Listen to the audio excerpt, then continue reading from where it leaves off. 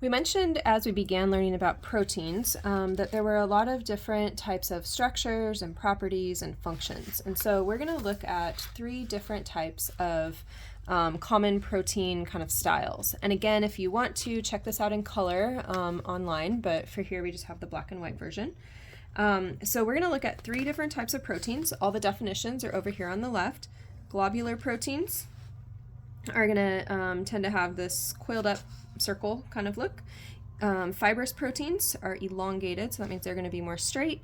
And then membrane proteins, their shapes are just going to kind of vary, but as their name implies, remember we talk about, for example, a cell membrane, and the cell membrane would be right here. So these are proteins that are embedded in a cell membrane, helping control and let different things into the cell.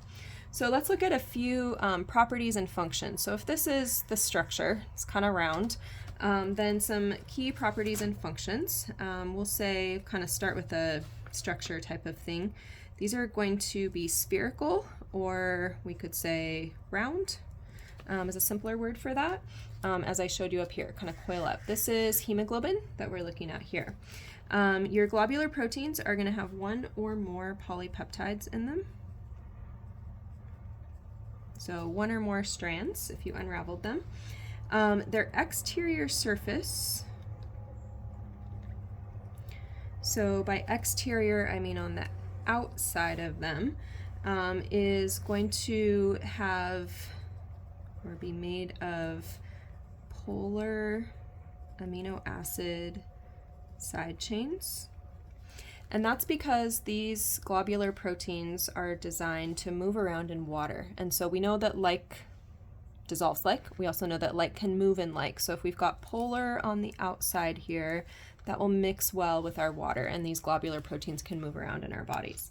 If the exterior is made of polar amino acids, then kind of goes along with that. So the interior is made of your more non-polar amino acid side chains. So I would expect to find non-polar side chains tucked inside. And then because of this setup, these are able to dissolve or move well in water.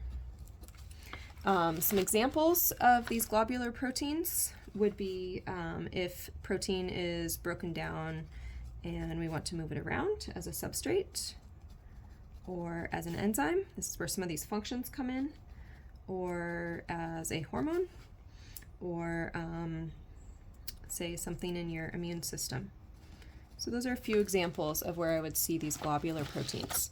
Next up, fibrous. You've got these. Fibrous proteins are, say, in your fingernails and in your hair also.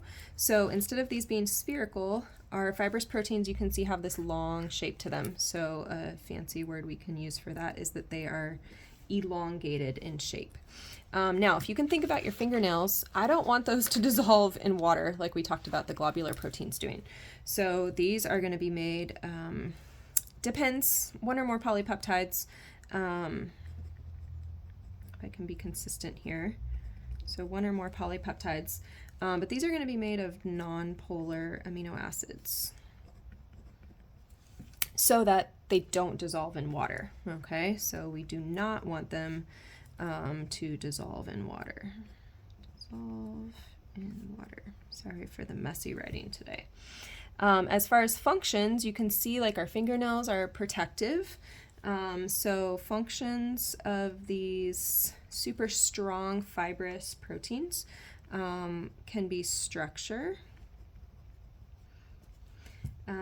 connect. So if you think about like your ligaments have fibrous proteins in them, and also to protect, like my fingernails would. Examples: hair, tendons, muscles, and maybe fingernails. All right. And then finally, membrane proteins. We're not going to talk a whole lot about these, but their shape and polarity is just going to depend on their function. So shape and polarity depend on the function needed. So what kind of cell it's in and what kind of environment you find on the inside of the cell and the outside of the cell. So shape and polarity depend on the function needed.